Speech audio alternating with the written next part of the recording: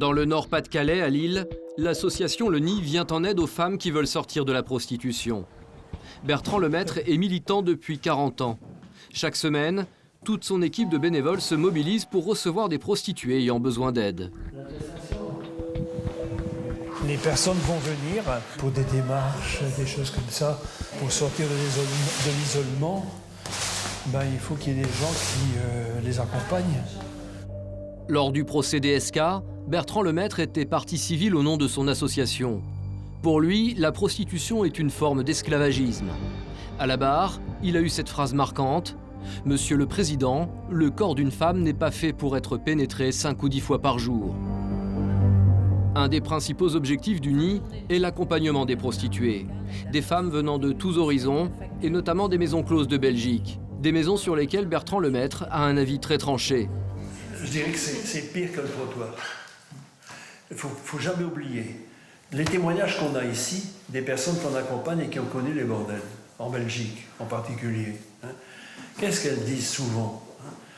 Elles disent, c'est vrai, on sourire, mais dès que le client franchit la porte, c'est là que je pleurais. Voilà. Parce que, comme toujours, quand on est dedans, qu'est-ce qu'on fait? On va justifier pourquoi on est là. On ne va pas dire « je suis mal ici, je ne suis pas bien ici ». Ils vont dire « je suis bien ». Et bien con si vous me croyez. En gros c'est ça. En 2014, le mouvement du Nid a soutenu près de 2000 femmes voulant sortir de la prostitution. Et à chaque fois, elles ont les mêmes craintes, la peur de manquer d'argent. L'argent a été leur maître et d'un seul coup devenir maître de l'argent. Enfin, c'est une question qui est posée à tout le monde et encore plus à elles parce qu'elles ont été identifiées à l'argent. Et puis comme tu dis, parce qu'elle pensait combler des factures avec l'argent de la prostitution, et puis on s'aperçoit que l'argent de la prostitution, il ne va pas là où elle le pense, il est dépensé, il n'est pas gardé, bon. Et la prostitution appauvrit plutôt que d'aider à régler les problèmes. En France, il y aurait 37 000 personnes vivant de la prostitution. Plus de 9 000 sont en contact avec des associations. Retour auprès de Dominique Alderweireld, en Belgique. Contrairement à la France, ici la prostitution est tolérée. Alors cet homme en profite allègrement. Il possède plusieurs styles d'établissement.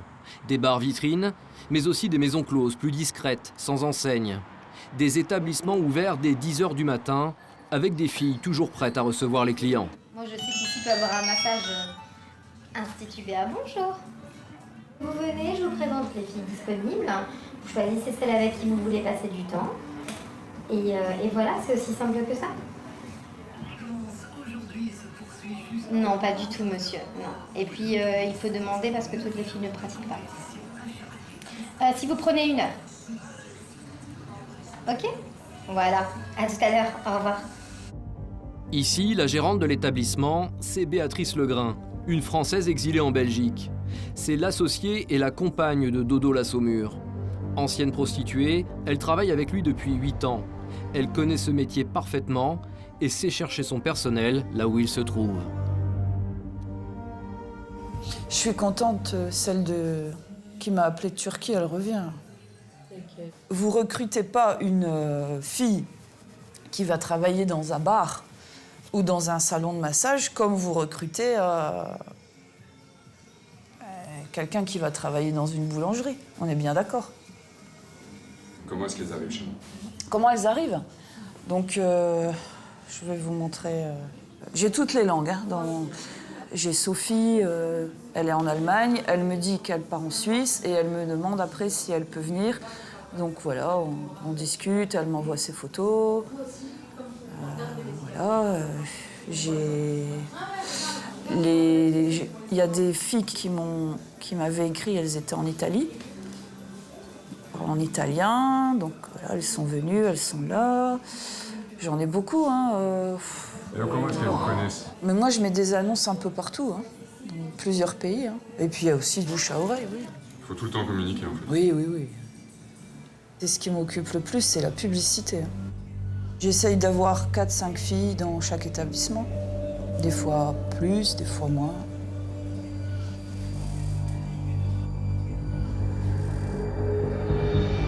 Il y aurait en Belgique près de 500 maisons closes ou bars à champagne.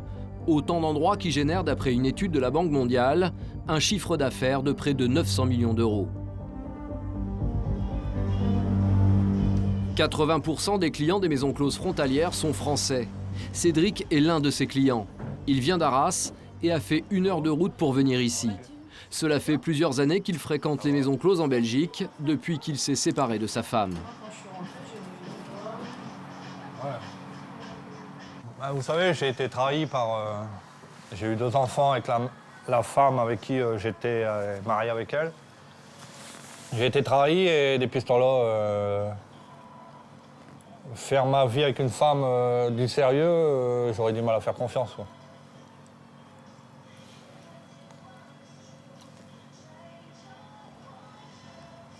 Non, je préfère m'amuser plutôt qu'à rechercher une histoire sérieuse pour l'instant, quoi. J'ai mes habitués, souvent mes habitués comme Mademoiselle Désir. J'ai mes habitués comme elle, on se connaît un peu, tout. Et puis des autres, il y a des moments, des nouveautés où ça dépend. Ça dépend de mes humeurs, ça dépend de ce que je recherche la journée-là. Bah, ça dépend si j'ai envie de changer, de fille, ouais, voilà. Ouais, voilà, de feeling sur le moment. Ou... C'est mieux là. Ouais, je te sens plus proche. Trop loin. Ouais, je sens ta chaleur là. Ça va, j'ai pas trop changé. Non, non, non. Dans ces maisons de passe, on boit beaucoup, car l'un des objectifs, c'est de rentabiliser la présence du client. Ça va, ça va. Ouais. J'ai pas à me plaindre. Ouais. Je suis bien. Ah, c'est vrai? Qu'est-ce qui te fait penser à moi? Tu penses que c'est moi? Mais non, mais elle a des petites mimiques sur toi. Ici, les gens, ils viennent pas pour monter tout de suite. Ils aiment bien discuter avec la fille, comme dans un bar où il se passe rien. Donc, ils viennent boire un verre, ils discutent, et il se passe rien, ils montent pas. Il y en a plein. Ce que Béatrice Legrain ne dit pas, c'est qu'un client qui ne monte pas, c'est un client qui consomme. Une bouteille de champagne, c'est 300 €. En 1 heure, Cédric en a commandé 2. J'ai pas de somme précise. Il y a des coups, je vais aller dans un bar et puis dépenser 200 €, 300 €, 400 €. Pour moi, il n'y a pas de budget précis, quoi. C'est mon plaisir. Tant que j'ai atteint mon plaisir, après, le reste, je m'en fous, quoi. C'est même pas une question de budget, quoi, après. Il y a quelqu'un? Non, j'ai besoin des filles. D'accord. Pour satisfaire au mieux ce client, Béatrice, la tenancière, va faire défiler les dernières recrues de la maison. Bonjour. On va faire la bise. Celles-ci n'ont pas d'autre possibilité que de s'exhiber pour espérer être retenues et pouvoir ainsi gagner leur vie. Une exhibition qui frôle avec l'exploitation. Bonjour. Car toute la journée, les jeunes femmes qui travaillent ici patientent dans l'attente d'un client et du moment où il fera son choix. Merci. OK. Tu vois, ça, c'est un peu trop tassé pour moi. C'est un peu trop... C'est pas mal, mais c'est un peu trop tassé pour moi. Si Cédric monte avec une prostituée, il payera 150 € de l'heure. Sur cette somme, la tenancière Béatrice Legrain prélèvera 50%. La prostitution belge attire chaque année des milliers de Français. Une pratique qui génère son lot de revenus, mais aussi de souffrances.